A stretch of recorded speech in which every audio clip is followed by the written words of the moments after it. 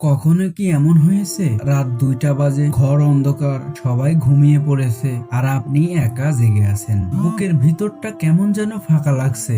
নিজেকে প্রশ্ন করেছেন, আজকের দিনটাও কি চলে গেল? কিছুই তো করা হলো না। আপনি সকালে উঠেছিলেন এক বুক আশা নিয়ে, ভেবেছিলেন আজকে জমে থাকা কাজটা শেষ করবেন, নিজের স্বপ্নের জন্য এক পা হলেও এগোবেন। কিন্তু দিন শেষে আপনি আপনার বিছানায়, মোবাইল হাতে। কখন যে 2 ঘন্টা রিলস আর শর্ট দেখতে দেখতে কেটে গেছে আপনি টেরই পাননি। আপনার বন্ধু, আপনার পরিচিত মানুষেরা, তারা সবাই এগিয়ে যাচ্ছে। কেউ নতুন ব্যবসা শুরু করছে, কেউ নতুন কিছু শিখছে, কেউ নতুন জীবনে পা দিয়েছে। আর আপনি আপনি শুধু তাদের সফলতার গল্প দেখছেন আর ভাবছেন, আমার কেন হচ্ছে না? এই যে একটা অদৃশ্য শক্তি, একটা অদৃশ্য শত্রু, যে প্রতিদিন আপনার স্বপ্নকে আপনার কাছ থেকে কেড়ে নিচ্ছে, আপনার সময়কে নষ্ট করছে আর আপনাকে হতাশা অন্ধকারে ঠেলে দিচ্ছে। আপনি কি জানেন সেই শত্রুটাকে? সেটা আপনার ফোন নয়, সেটা আপনার ইন্টারনেট নয়, সেই শত্রুটা আপনার ভেতরেই বাস করে।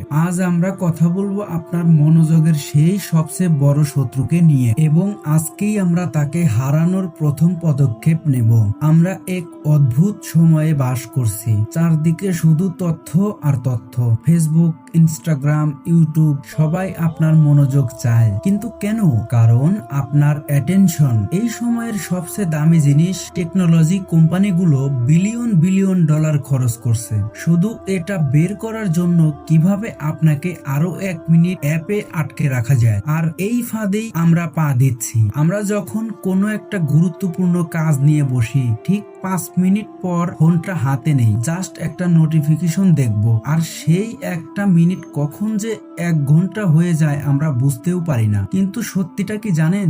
আসল শত্রু ওই নোটিফিকেশন বা ওই অ্যাপ নয়। আসল শত্রু হলো আমাদের ভেতরে শৃঙ্খলা বোধের অভাব। আসল শত্রু হলো আমাদের পরিষ্কার লক্ষ্যের অভাব। একটু গভীরভাবে ভাবুন, যখন আপনার জীবনে এমন কোন লক্ষ্য থাকে যার জন্য আপনি পাগল, যেটা আপনাকে রাতে ঘুমাতে দেয় না, তখন কি কোনো ফেসবুক নোটিফিকেশন আপনাকে আটকাতে পারে? পারে না। বিখ্যাত মানসী স্বামী বিবেকানন্দ বলেছেন, যা কিছু তোমাকে শারীরিক, মানসিক বা আধ্যাত্মিক ভাবে দুর্বল করে তাকে বিষের মতো ত্যাগ করো। আর এই যে উদ্দেশ্যহীন ভাবে সময় নষ্ট করা, এটা আপনাকে প্রতিদিন মানসিক ভাবে দুর্বল করে দিচ্ছে। এটা আপনার আত্মবিশ্বাসকে মেরে ফেলছে। আপনি যখন নিজের দেওয়া কথা রাখতে পারেন না, যেমন আজকে 2 ঘন্টা পড়বো, তখন আপনি নিজের চোখেই নিজে ছোট হয়ে যান। আর এই নিজেকে ছোট ভাবাটাই হলো হতাশার আসল কারণ। আপনি ভাবা শুরু করেন, আমাকে দিয়ে কিছু হবে না। আপনি ভাবা শুরু করেন, আমার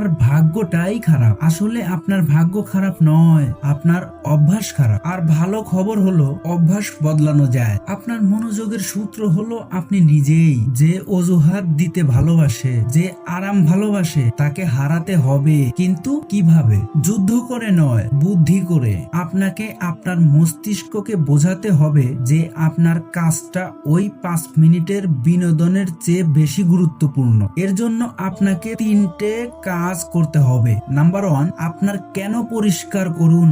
আপনি কেন কাজটা করছেন? কেন সফলতা চান? টাকার জন্য, সম্মানের জন্য, নাকি নিজের কাছে নিজেকে প্রমাণ করার জন্য?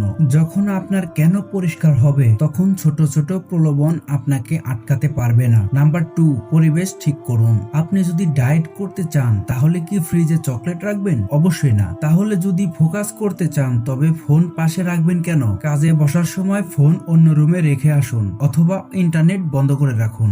নাম্বার 3, ছোট ছোট করে শুরু করুন। একবারে 6 ঘন্টা পড়ার টার্গেট নেবেন না। টার্গেট নিন, আমি শুধু 25 মিনিট পড়বো। এই 25 মিনিট পৃথিবী উল্টে গেলেও আমি উঠবো না। বিজ্ঞানের ভাষায় একে পোমড্রো টেকনিক বলে। 25 মিনিট কাজ করুন, 5 মিনিট ব্রেক নেন। তবে সাবধান, এই 5 মিনিটে ফোন দেখতে যাবেন না। এই ছোট ছোট জয় আপনার আত্মবিশ্বাস ফিরিয়ে আনবে। মনে রাখবেন, মনোযোগ কোনো জাদুর কাঠি নয়, এটা একটা মাসল। ব্যায়াম করলে যেমন মাসল শক্তিশালী হয়, মনোযোগের ব্যায়াম করলেও মনোযোগ শক্তিশালী হয়। প্রথম দিন কষ্ট হবে, দ্বিতীয় দিন মনে হবে সব ছেড়ে দেই। কিন্তু আপনি যদি দাঁত কামড়ে 1 সপ্তাহ টিকে থাকতে পারেন, আপনি দেখবেন কন্ট্রোল আপনার হাতে ফিরে আসছে। যে হতাশা আপনাকে আঁকড়ে ধরেছিল সেটা ধীরে ধীরে কেটে যাচ্ছে, কারণ আপনি এখন আর সময়ের দাস নন, আপনি সময়ের মালিক হতে শুরু করেছেন। দিন শেষে আপনার মনোযোগের সবচেয়ে বড় শত্রু যেমন